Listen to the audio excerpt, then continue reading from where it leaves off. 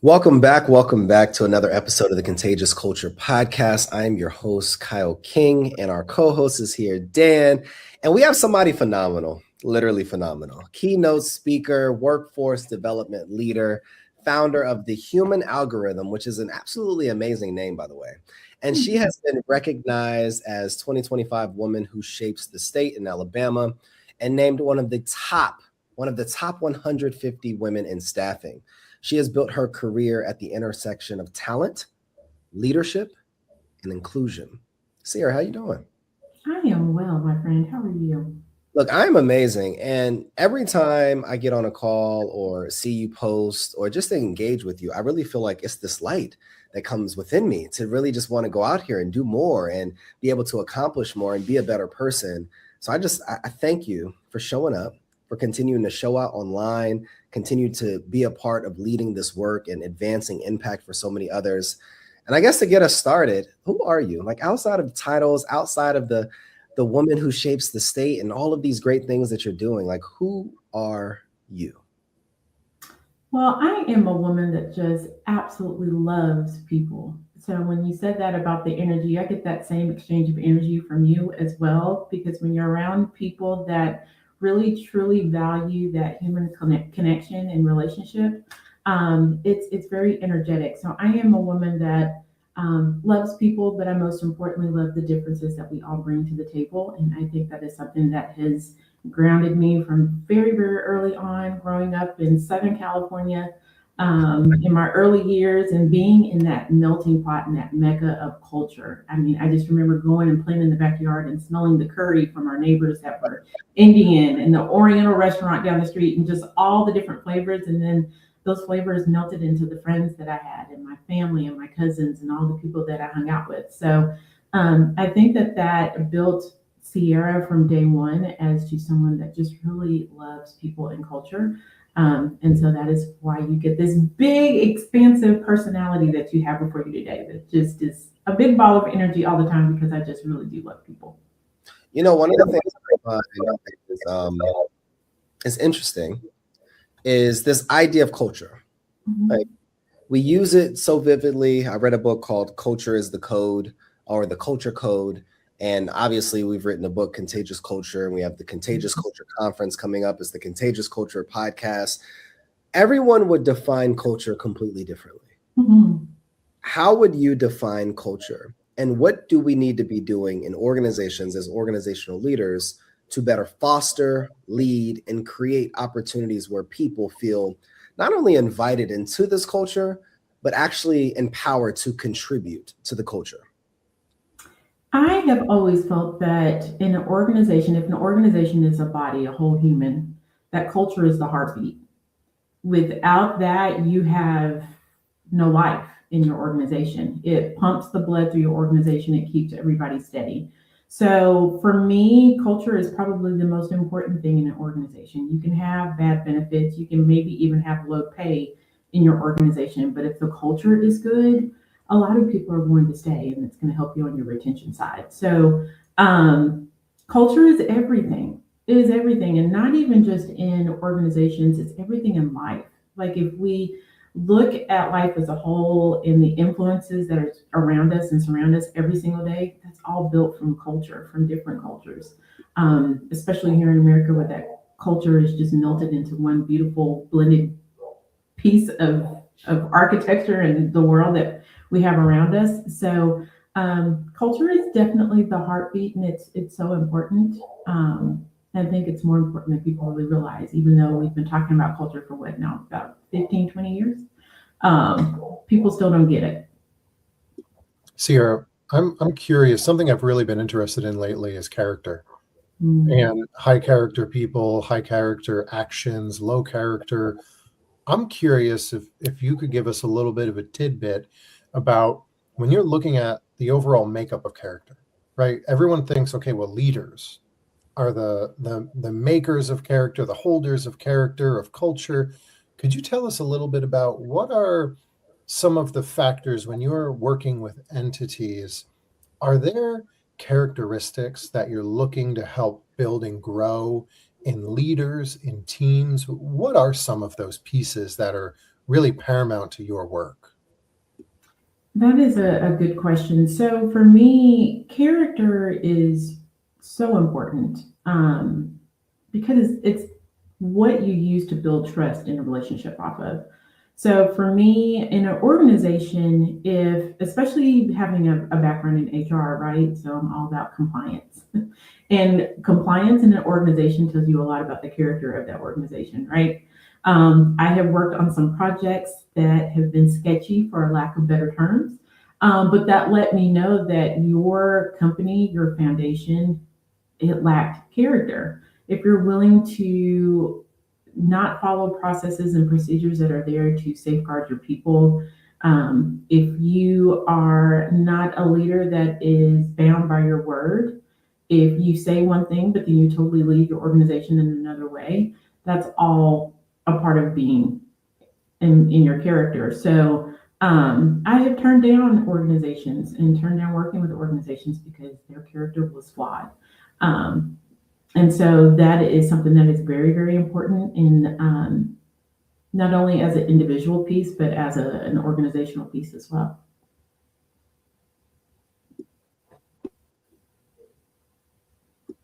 Thank you for that. I hope I answered your question. You did. Character is right. It's on a cultural level. It's on an individual level, right? And I always, I think in our work and the way that Kyle and I look at situations and nonprofits that we work with, whether in the Growth Alliance and businesses that we're looking at that align with us for this conference as well, and speakers, breakout, and keynote speakers, we're always looking at not only do individuals have specific characteristics, not only do organizations, businesses, and entities have characteristics, but kind of playing on that, could you share with us maybe 2 or 3 of the most important characteristics that you're looking for in the work that you're doing for, we'll just say, leaders right now? I'm also a little bit curious about, people say to lead from where you are, right? So it's not always the leaders that are the culture carriers, right? So I'm kind of curious, maybe what are you looking for in terms of those high character traits in leaders, and then maybe also in team members and contributors? Like, what does that look like on your side? Because people always think, well, I can't contribute to character if I'm working in the trenches, if I'm doing this or that. What does that look like when you're assessing things too? Absolutely. So leadership is evident at every level of the organization. So I'm glad you brought that up about people that might be in middle management or just starting off in their careers. There's always an opportunity to lead and be a leader. And that is why I decided to start my work with the human algorithm, because that adaptability, connection, and empathy are the characteristics that I think are so important in leaders. Empathy is just being able to see your people where they are. So I know with me working on projects with sometimes 3,000 people in an automotive manufacturing setting, there was a lot of different people that were going through different phases in life. There were times when I might have to go and pick up a teammate to bring them to work because I know that they're struggling at home. I know that they do not have reliable transportation. There was one teammate that I took medicine to their kid because I knew she didn't have any money. She just started working and her kid was at home sick and she was calling me crying, like, what am I supposed to do? So having empathy, and that just simply means being able to see the human behind the title, behind the role, behind that job description. And I think that that is where a lot of our leaders are lacking. And we're so tied to metrics and so tied to technology that we are forgetting the people that are driving those in our industries. So being able to see the person where they are, number one, is empathy. And then that connection to people is something that carries a lot of weight. Being able to connect with your people, and whether that's a leader on the front line on an automotive process or the leader of our nation, which we'll talk about that later. So being able to lead from empathy and being able to really connect with people is just so important. And then that adaptability piece is just being able to change with the ebbs and flows, because the person that you see today may not be the person that shows up to work tomorrow because something catastrophic happened overnight, So being able to adapt to situations, but always keeping the human at the center and at the focus of that. I love those three pillars of empathy, adaptability, and connection. And I think it's important to really be able to highlight what this looks like in practice. So let's say it's day one and you walk into an organization and there is a lacking there of empathy. There's an attitude or a culture where it's not agile or flexible nor adaptable. And connection across teams, connection in regards to communication is also lacking and non-existent. Where do you begin? Is it empathy first and then adaptability and then connection? Or like, how would you prioritize the three pillars? But then also, what are specific action steps that a leader listening in right now could be able to implement so that they can improve in those three areas? It depends on the situation, but sometimes you have to start with the adaptability piece. I feel like that is probably the simplest of the three pillars. And being able to look across your organization and see the inefficiencies and be able to adapt moving forward.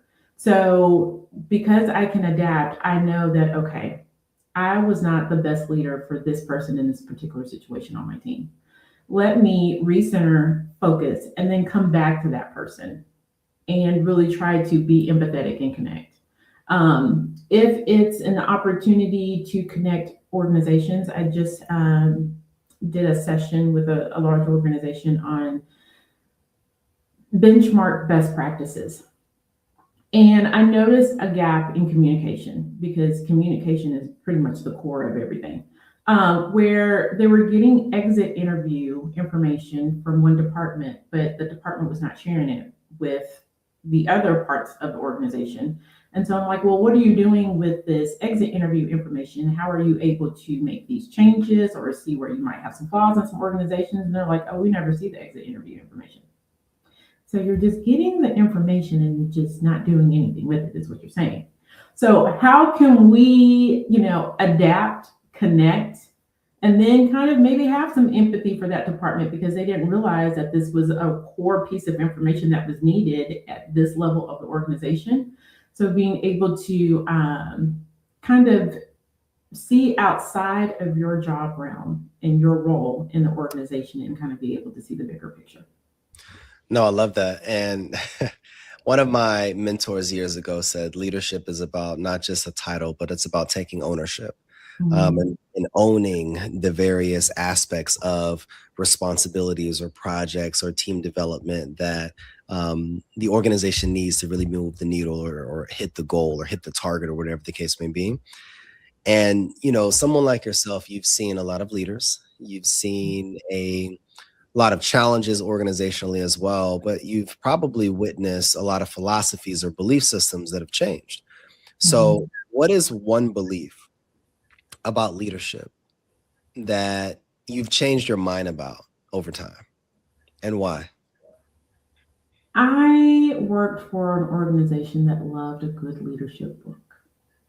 And I quickly realized that leadership is not just in a book. Yes, you can gain knowledge, you can gain some best practices and some things that can help you tweak your leadership, but just the book itself and living by that book and talking about that book all the time does not make you a leader.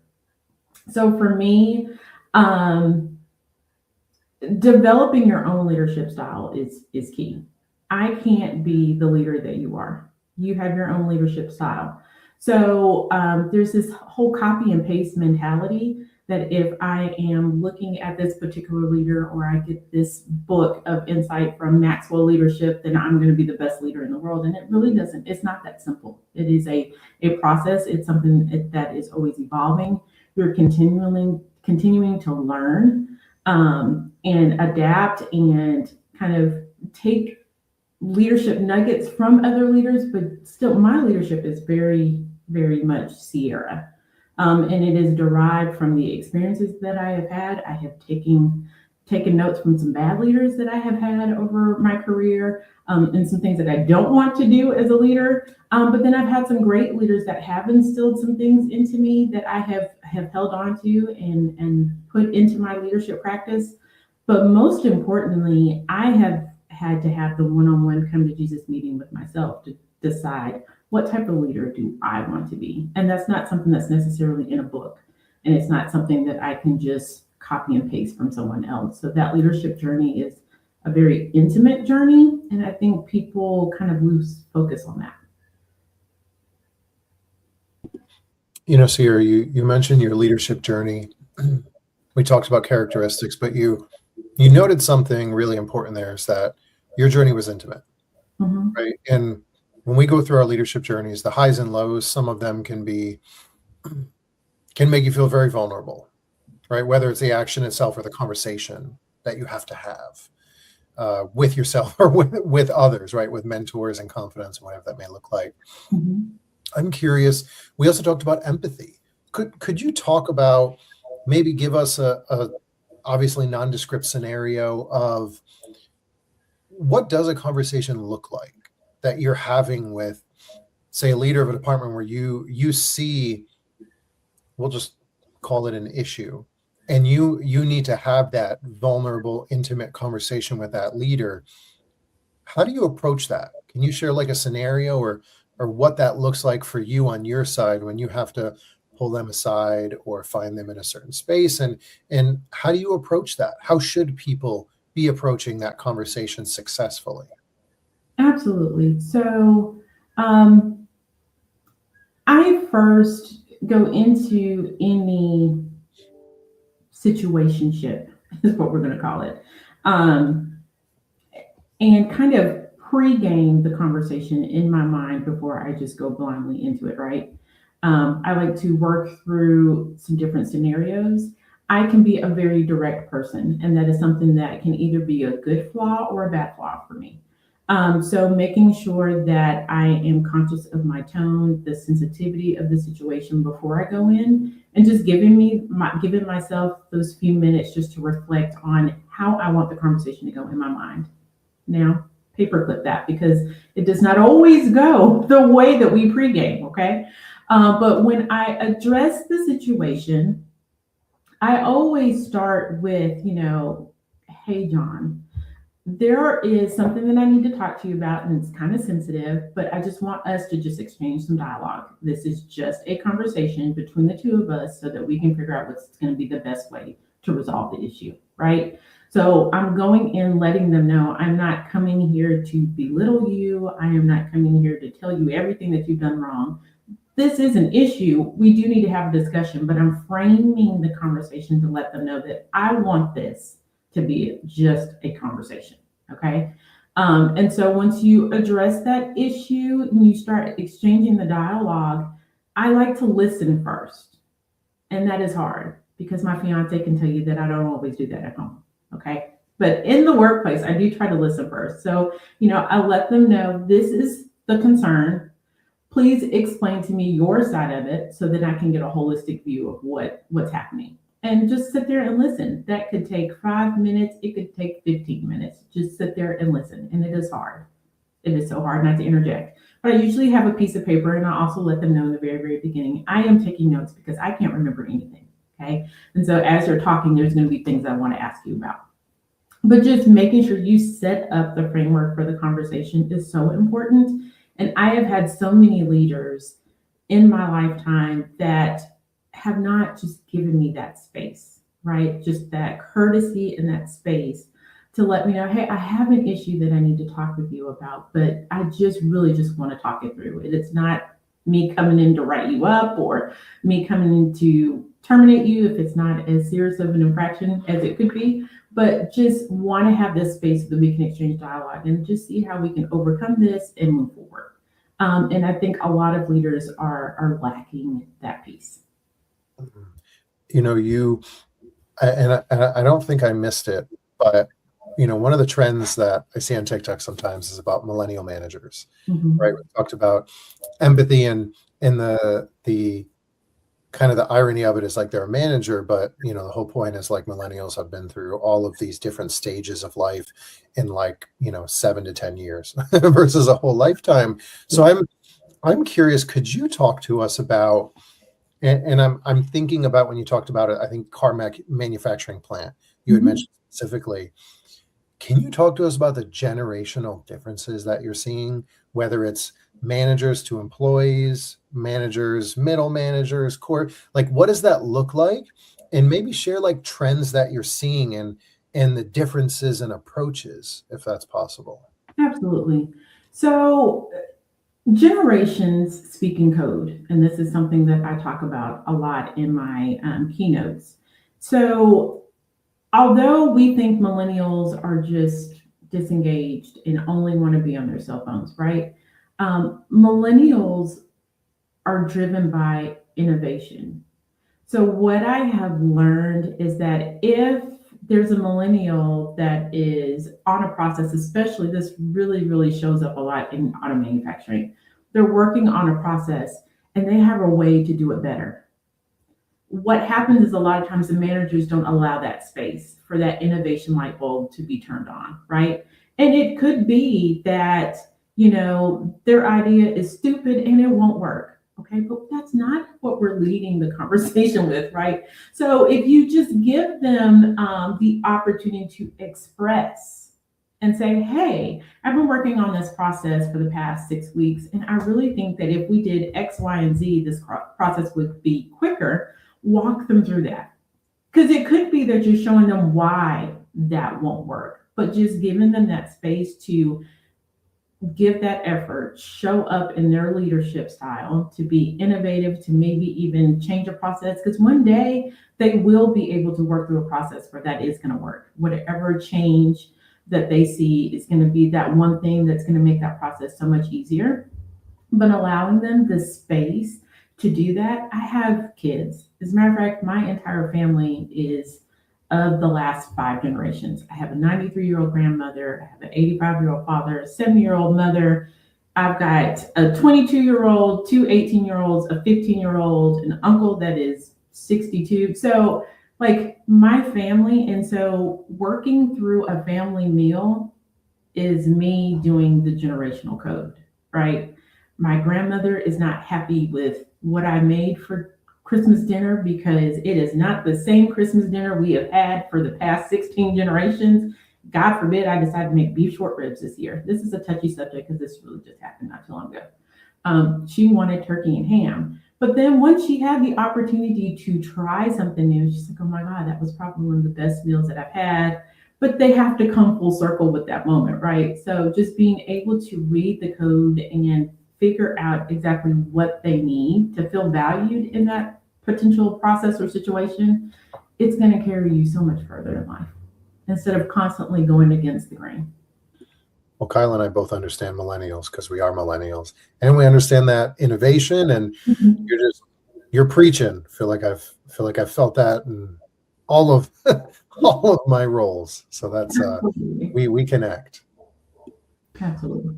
When you think on the other side, like I love this opportunity or this conversation of generational decoding.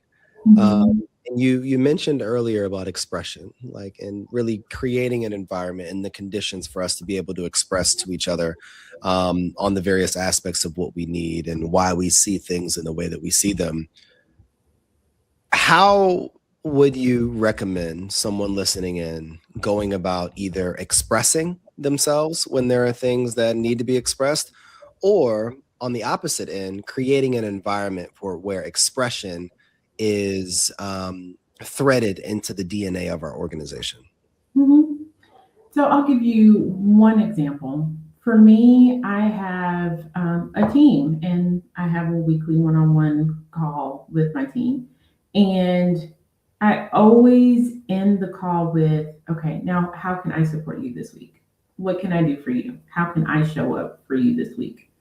Sometimes they say nothing. Sometimes they'll give me a little to-do list, right? But just having the opportunity, I know when I had, and that's one of those leadership things that I took from another leader, right? And added it to my leadership style.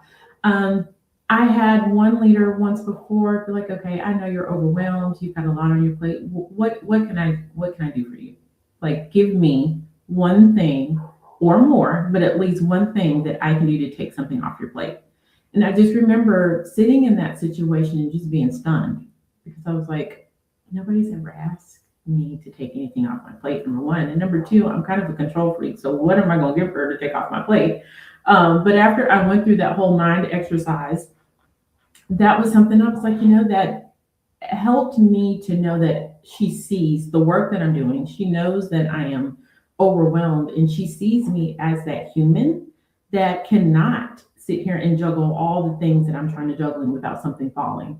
So having that opportunity to just give her one small task meant the world to me, and it's something that I have carried with me. And even my team has often said, I appreciate you at least asking what you can do to help support me this week, because it's not something that we always lead with. So I think as leaders, it's important to just show up for your team. And sometimes that means getting in the weeds of it. What is it that you can do for them? And it's not always what can you do for me. No, I love that. And I definitely agree. It's more of a collaborative effort. As I think about this work, do you believe that it's different industry wise, or is it industry specific? Is it how we operate and lead in education is completely different than nonprofit and then completely different in corporate America? Or is your message and what you're communicating, regarding these philosophies that you have and these practical tools that you're sharing, can this be utilized universally across industries, across teams, across sectors? Or is it more so industry specific and you have to really be able to approach this differently? No, I think this leadership process is definitely universal. And I say that because throughout my lifetime, I have worked in several different industries, and even now I'm working in nonprofit. And I think those same leadership skills, those same character skills, they go across every organization, no matter what industry. And I think that is something that people think that they have to change every time they go into a different situation, a different room, a different industry. But leadership is leadership. So it's probably one of the most universal things that we're ever going to be able to do, because my leadership is who I am. What it's not universal to is probably the different cultures in those organizations. Your leadership probably would work well in that organization, but the culture is not aligned to your leadership style. And I think that is the drift in the tide with a lot of people. They think that they need to change their leaderships to fit in this organization, but it's just that the culture is not a fit for your leadership. So you mentioned alignment. Mm-hmm. Alignment is one of our favorite things that we talk about. And I feel like in the workforce, one of the tough things for people is it's not necessarily they don't want to evolve, but they don't understand how to adapt their alignment, right? Our perceptions change. The way that we look at the world certainly changes, right? Through personal experiences and external experiences and intrinsic motivation, right? We all, humans, change so easily. So I'm curious, if I was in an organization right now and I felt like I was teetering on the edge of misalignment, but I also felt like there was an opportunity for me to become more aligned, and that maybe if I changed my mindset, it could help me feel more aligned to do better work. What would you tell me when I'm having that internal battle of, do I need to feel more aligned, or is my gut telling me that there's a misalignment and maybe it's time for me to shift my focus, the work that I'm doing, the job that I'm at? How would you approach that situation for me? So I'm going to share a personal story. I worked for an organization for about 3, almost 4 years when I just felt like I was stuck.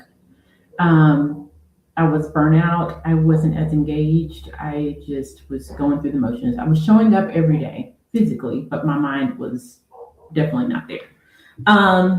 And so it came time for my review, and we started talking, and I was like, this is what I want to do. And I gave them a plan of this role that did not exist in the organization. And um, thought that this was going to be great, and I ended up getting that role. I got the promotion, I got the role, ended up working at the corporate office, and I did that for another 2 years.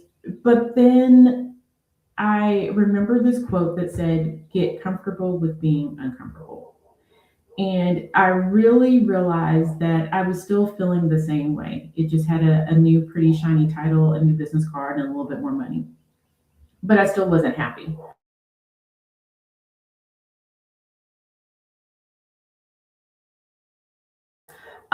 And so I came to the realization that I had outgrown that company. My leadership, my vision, my goals just were no longer in alignment with that organization. And it was hard to come to that realization because I just thought that I was going to stay there till I retired. I just thought that that was just going to be the company that I stayed with forever. And so there comes a time when the rubber is going to meet the road, and you have to decide, if I stay with this company, what does that look like for me? What would make me happy if I stayed with this organization? Or is it time for me to move on to another organization? And I think that that's probably one of the hardest things that we all struggle with in career-wise when it's time to move on. I love this concept of moving on, right? And I find that we've probably all experienced, everyone listening, where we're in a space where we may even be making strides, we may even be successful, we may be recognized, but there's a lack of alignment, or maybe we just don't necessarily fit within the culture, or maybe we're leading in a direction that where the organization is going, we don't see us fitting within that organization, and that evolution is important within organizations. Mm-hmm. And it gets me to this question that I'd love to learn, like, where are you moving? Like, what needles are you trying to move forward? What initiatives are you continuing to lead? And what would you say at this stage of your career that you're just so passionate about really being able to lead, create, and innovate? Absolutely. So for me, I have one foot in toe dipping in 2 buckets of water, as my grandmother would say. So on the nonprofit side, the work that I do with Next Stop Veterans is something that was more in alignment when I had that contiguous meeting before I left that last company, with where I wanted to go. And that was more towards workforce development across the state. And so working with the veterans allows me to not only work on a passion, which I've always been passionate from veterans. I'm a daughter of veterans. I'm about to marry a 22-year retired Marine, so veterans are part of my core. But I'm also developing this veteran network across the state, really helping Alabama develop a solid talent pipeline that's going to help us as we continue to grow in industry, especially here in Huntsville, Alabama, where we are booming. But then there's also still that part of me that loves to work with organizations in leadership development and that piece. So that's where the human algorithm comes in, where I'm still able to feed that other piece of my soul that needs to be fed, and making sure that I'm helping organizations to lead and have great culture and really be solid, great organizations for the talent pipeline that they are gaining. So I feel like at this phase in my life, as I'm about to embark on 45 years old, I have found a balance, because there's no such thing as work-life balance. And I am not saying that because that's a word that we do not say in this house. But I have created a balance for me that feeds both of my passions, because I have 2 things that drive me every single day. And because I'm able to work in both of those spaces, I am happy and whole. That may not be for everybody. That is what makes Cierra happy when she wakes up on a Tuesday after a long holiday and kind of still wishes I had one more day off. But that's what brings me happiness, being able to do both. And in my past life, in the industry that I was working in before, they wanted all of me or nothing at all. Like they wanted every piece of my fiber and being devoted to that company and that organization. And I just was not happy. So once I had the come to Jesus meeting with myself and did my whole alignment worksheet, which I can share with you later. It's a thing. I found what I was missing and what that balance looked like for me. Somebody's listening in right now, Cierra, and they're wondering what's next. They're wondering, what do I do now? Like, she has shared phenomenal information. She's given tools, she's given examples, given real life testimonials and her experience. What now? If you had 60 seconds to really share that message on the what now for anybody listening, what would you say? You're going to laugh. I would take my experience and my resume, put it in the chat GPT, and literally say, tell me what I need to do next. Because I used that to kind of figure out, I didn't know what the title of what I wanted to be was. And I was really, really struggling with that. I knew I didn't want to do HR. I knew I didn't want to just do talent acquisition. I knew I wanted to do something in workforce development, but there weren't any roles or titles that I could just put into LinkedIn that were going to tell me, okay, this is a job I need to apply for. So I took what my dream job was and the goals that I had for me, plus the experience that I already had, put it in ChatGPT and literally gave the prompt of, take a look at my experience and where I want to go next and give me 10 roles that you think I can do today. And it spit out a list. And so then from there on, I went down this entire probably 2-hour rabbit hole because I had the time that day to really just kind of define what my passion was and what my purpose was. But going through that exercise with ChatGPT really helped me to put it into focus. And so that's where I landed on, hey, here's this opportunity with Next Stop Vets for me to be able to work on workforce development across the state, but also work with the veterans. And then they allow me the flexibility to be able to work on my passion outside of that. So I use ChatGPT. Look, I appreciate this transparency. You know, I'm here for it. And I think a lot of times we, you know, when you think of these AI platforms, it's only as good as the prompter. And you knew what you were looking for. You knew at least the first few steps, and then you leverage that tool to be able to move you forward and not use the tool as a replacement of your critical thinking and your ability to understand your vision, but as a resource for you to be able to do so. What's next for you? Like, what is an initiative that we can support? What is something that our listeners can be able to engage with? And how can we continue to shower you with the flowers that you continue to deserve? Well, thank you for asking me what I need. Thank you so much.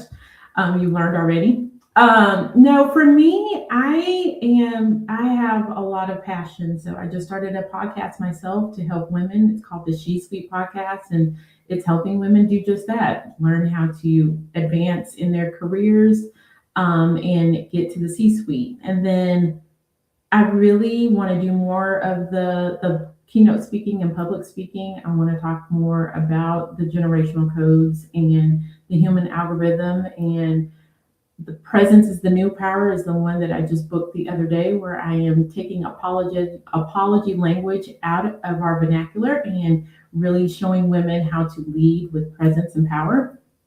So I have a whole notebook full of ideas and things that I want to do. So Cierra's not done having her hands in 30,000 different things. There's always going to be a long list of things I want to do, but really just want to make sure that I am doing what I am called to do, which is just helping people be better leaders. Cierra, you have been phenomenal, and we appreciate you for sharing your time, your heart, your wisdom. Anybody listening, we want you to be able to lead, not only focusing on inclusion, but lead intentionally.